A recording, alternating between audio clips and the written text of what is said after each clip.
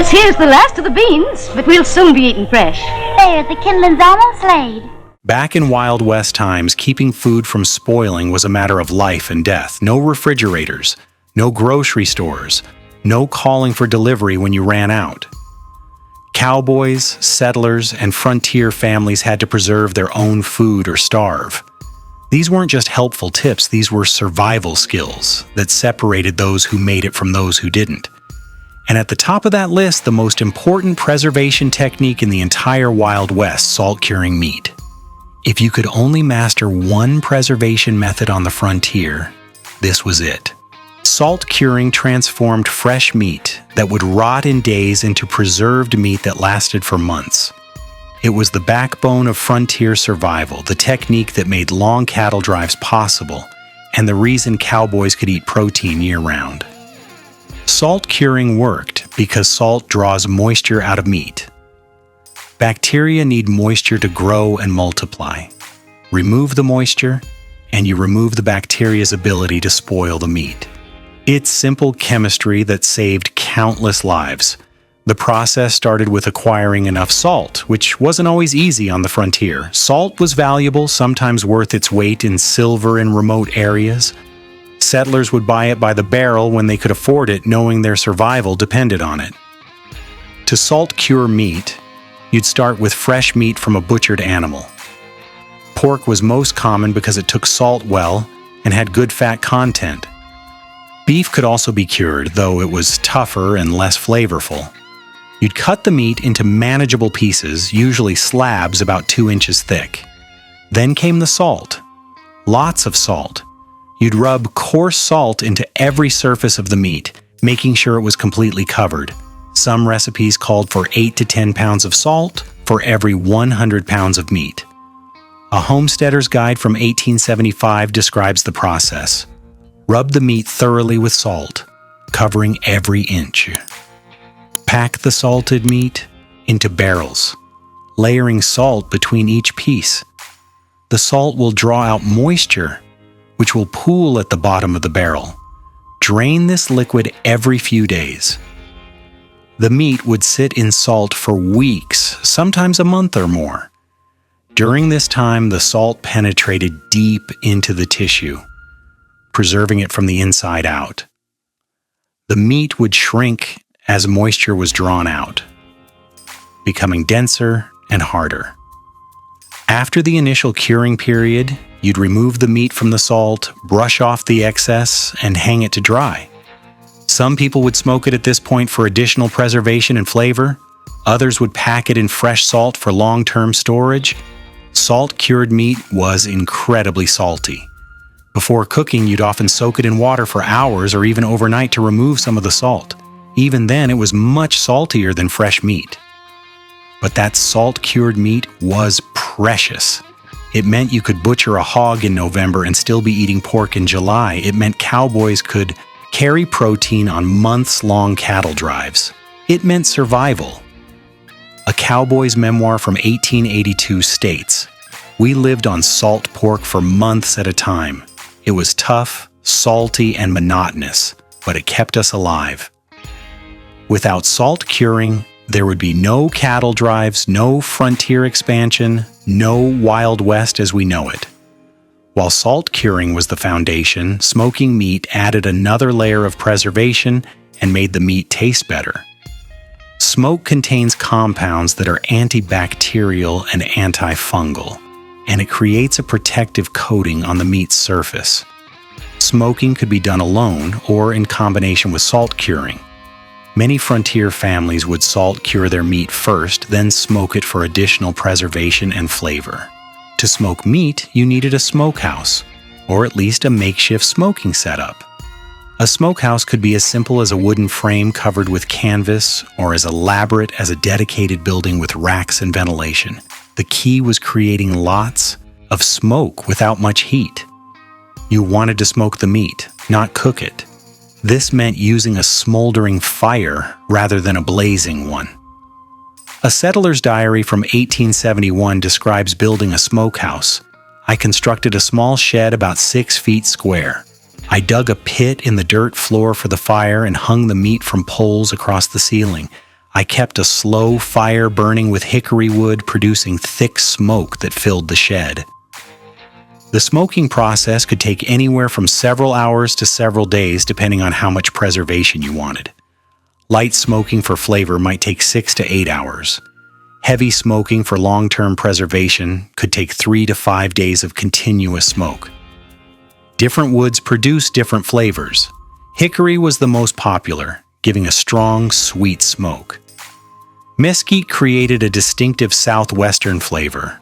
Apple and cherry woods produced milder, slightly fruity smoke. Oak was neutral and reliable. The smoke penetrated the meat's surface, depositing compounds that prevented bacterial growth. It also dried the meat further, removing more moisture. The combination of drying and chemical preservation made smoked meat incredibly stable. Smoked meat had a distinctive flavor that people either loved or tolerated. A strong smokehouse flavor dominated the meat, masking some of its natural taste. But after months of eating it, that smoky flavor became associated with home and comfort. Properly smoked meat could hang in a cool, dry place for months without spoiling. Some families would smoke an entire hog in the fall and eat from it all winter and into spring. The third essential preservation technique was sun-drying meat into jerky. This was the most portable preserved meat, perfect for cowboys, hunters, and anyone who needed to travel light. Jerky making was simple in concept, but required attention to detail. You'd start with lean meat, the leaner the better. Fat doesn't dry well and can go rancid, so you'd trim away as much fat as possible. The meat would be sliced very thin, about a 1/4 inch thick or less. Slicing against the grain made the jerky easier to chew later. Some people would partially freeze the meat to make it easier to slice uniformly thin. Once sliced, the meat strips would be hung on racks, ropes, or tree branches in direct sunlight. The hot sun and dry air would remove moisture from the meat. In the arid climate of much of the West, meat could dry completely in 2 to 3 days. A Cowboys account from 1878 describes making jerky. After butchering a steer, we cut all the lean meat into thin strips. We hung these on ropes stretched between wagon wheels. The sun was brutal, over 100 degrees, and it dried the meat hard in just 2 days. We had to cover it with cheesecloth to keep the flies off. The key to good jerky was complete drying. If any moisture remained inside the meat, it would mold. Properly dried jerky was hard, dark, and would snap when bent. It should have no soft or flexible spots. Some jerky makers would add salt to the meat before drying, which helped with preservation and added flavor. Others made jerky with no additives at all, relying solely on drying for preservation. The resulting jerky was tough and required serious chewing. It tasted like concentrated meat, intensely beefy or gamey depending on the source. It wasn't tender or juicy, but it was pure protein that wouldn't spoil. Cowboys carried jerky in their saddlebags. Miners took it into the mountains. Hunters relied on it during extended trips. Jerky was the ultimate convenience food, requiring no preparation and providing quick energy. Jerky could also be rehydrated in stews and soups. Throwing a handful of jerky into a pot of beans or vegetables would add meaty flavor and protein.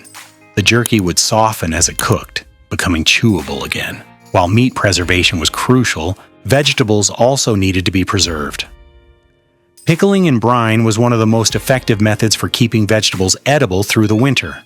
Pickling worked through a combination of salt and acid. The salt drew moisture out of the vegetables and created an environment hostile to most bacteria. If fermentation occurred, the resulting lactic acid provided additional preservation. The basic pickling process was simple. You'd pack vegetables into a crock or barrel, cover them with a salt brine, and weight them down to keep them submerged. The brine was typically about 1 part salt to 10 parts water, though ratios varied. A Homesteader's recipe from 1873 describes pickling cucumbers. Pack cucumbers into a crock with dill, garlic, and peppercorns. Make a brine with 1 cup of salt to 10 cups of water. Pour the brine over the cucumbers until they're completely covered. Place a plate on top and weight it with a clean stone to keep the cucumbers submerged. The crock would be covered with a cloth and left at room temperature. Over the next few days or weeks, the vegetables would pickle. If fermentation occurred, bubbles would appear, and the brine would become cloudy. This was normal and actually beneficial.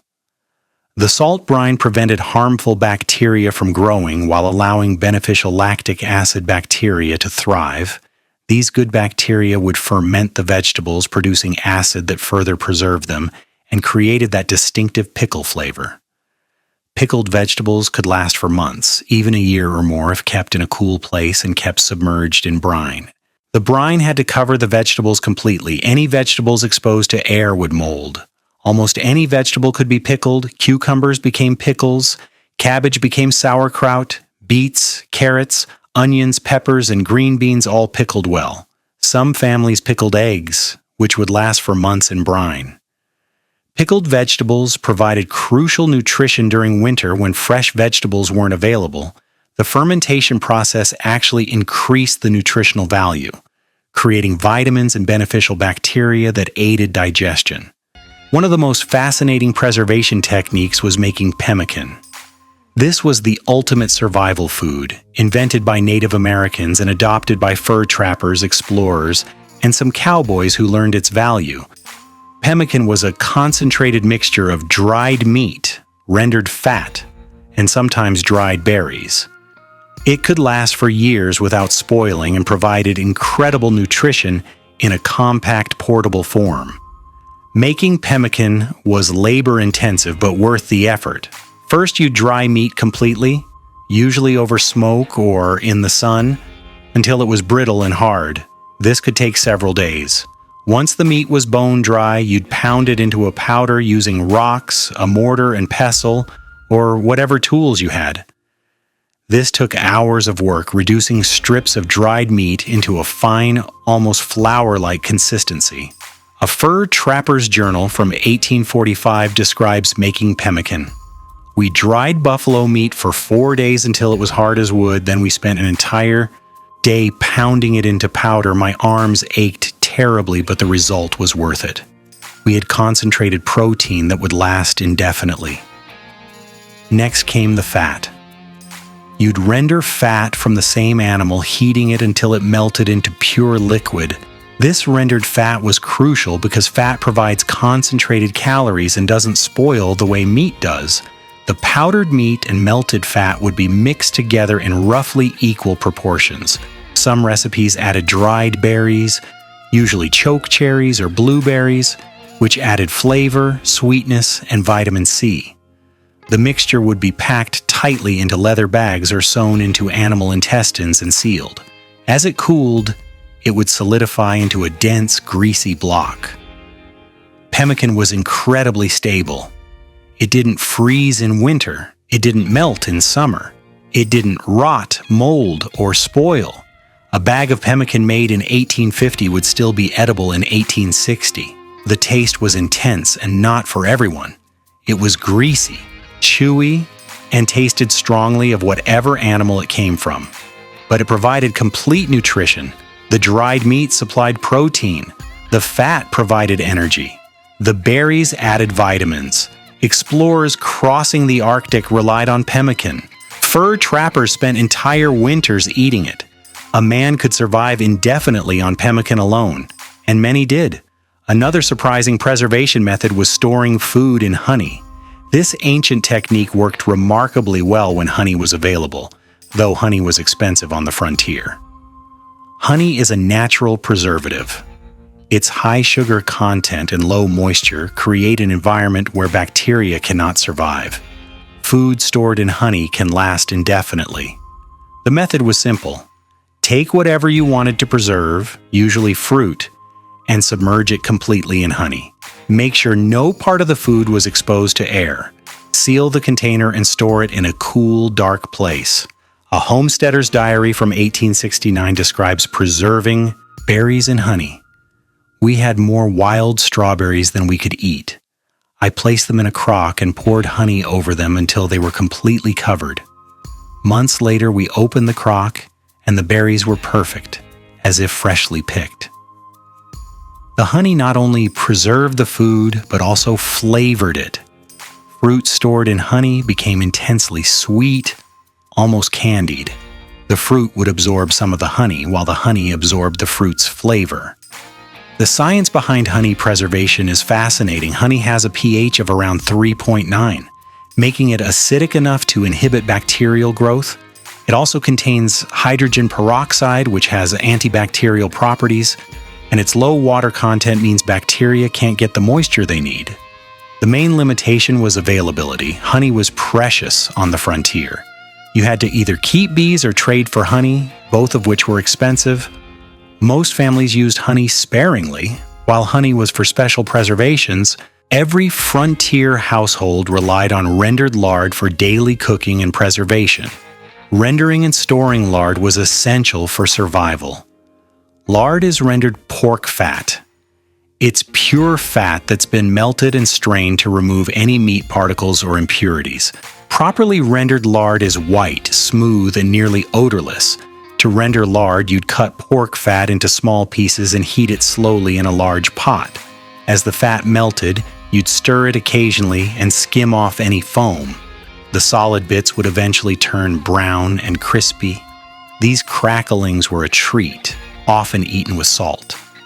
Once all the fat had melted, you'd strain it through cheesecloth into clean containers.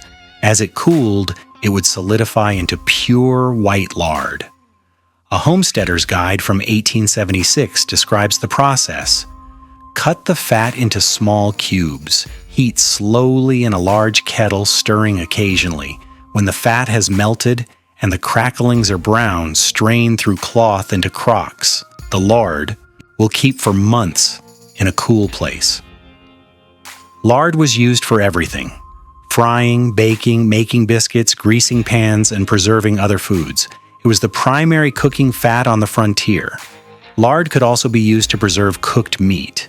You'd pack cooked meat into a crock and pour melted lard over it until the meat was completely covered.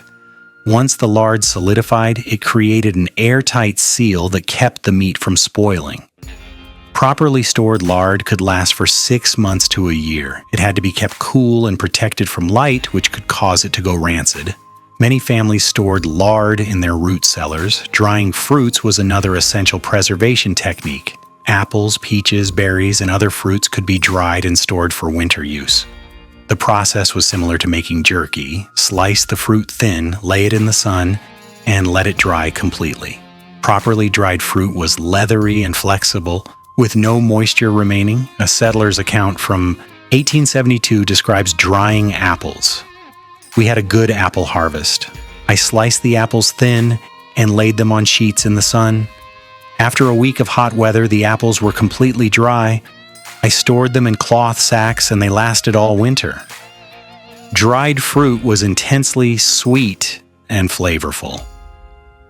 The drying process concentrated the sugars, making dried fruit taste much sweeter than fresh. It was a treat during winter when fresh fruit was impossible to get. Dried fruit could be eaten as is or rehydrated by soaking in water. Rehydrated fruit could be used in pies, cobblers, and other desserts. Root cellars were underground structures specifically built for food storage. These weren't just holes in the ground. They were carefully designed spaces that maintained ideal conditions for preserving food. A root cellar was typically dug into a hillside or built partially underground. The earth provided insulation, keeping the interior cool in summer and preventing freezing in winter. The ideal root cellar maintained temperatures between 32 and 40 degrees Fahrenheit with high humidity.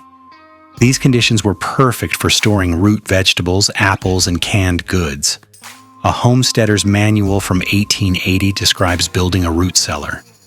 Dig into a hillside about 8 feet deep and 10 feet wide. Build walls of stone or wood. Create a roof of logs covered with earth. Install a door and ventilation pipes. The result is a space that stays cool year-round. Root cellars could store hundreds of pounds of food. Potatoes, carrots, turnips, beets, cabbage, and apples all kept well in root cellar conditions Some families stored their canned goods there as well. The key was proper ventilation. Without air circulation, the cellar would become too humid and food would rot. Ventilation pipes allowed fresh air in and stale air out. Families would stock their root cellars in fall and rely on them all winter. A well-stocked root cellar meant the difference between eating well and going hungry during the long winter months. One of the strangest preservation methods was storing food in honey. Wait, we already covered that. Let me talk about fermenting sauerkraut instead. Fermenting sauerkraut was a way to preserve cabbage that actually improved its nutritional value. The fermentation process created beneficial bacteria and increased vitamin content. To make sauerkraut, you'd shred cabbage finely and pack it tightly into a crock. You'd add a small amount of salt, just enough to draw moisture out of the cabbage.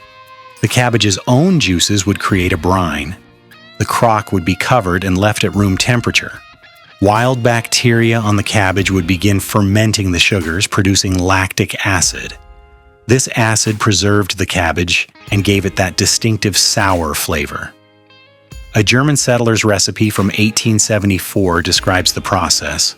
Shred 1 large head of cabbage, pack it into a crock with 2 tablespoons of salt, press it down hard until liquid covers the cabbage. Cover with a cloth and let it sit for 2 weeks. The cabbage will ferment and become sauerkraut. Properly fermented sauerkraut could last for months, even years, as long as it stayed submerged in its brine. The acidity prevented spoilage and created a tangy, crunchy vegetable. Fermentation preserved vitamin C, which was crucial for preventing scurvy. Settlers who ate fermented vegetables stayed healthier than those who didn't. Canning in glass jars became available in the late 1800s and revolutionized food preservation. This method involved heating food in sealed jars to kill bacteria, then sealing them to prevent new bacteria from entering. The process required special equipment, glass jars with rubber seals and metal lids, a large pot for boiling, and a reliable heat source. Not all frontier families could afford these supplies initially. To can food, you'd pack it into clean jars, leaving some headspace at the top. You'd place the jars in boiling water and process them for a specific amount of time depending on what you were canning. The heat would kill bacteria and create a vacuum seal. A homemaker's guide from 1895 describes canning tomatoes. Pack ripe tomatoes into jars. Place the jars in a large pot of boiling water, making sure the water covers the jars by at least an inch. Boil for 45 minutes. Remove and let cool. The lids will seal as they cool. Properly canned food could last for a year or more. The vacuum seal prevented air and bacteria from entering, keeping the food safe and edible. Canning allowed families to preserve foods that couldn't be preserved other ways. Tomatoes, green beans, peaches, and many other foods canned beautifully. Another unusual method was storing meat in animal fat, essentially making confit. This French technique was discovered independently by some frontier cooks. The principle was simple. Fat creates an airtight seal that prevents bacteria from reaching the meat.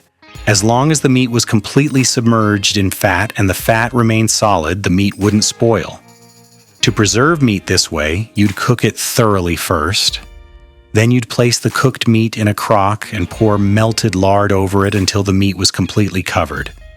Once the fat cooled and solidified, it formed a protective barrier. This method worked best with pork because pork fat had good flavor and solidified well.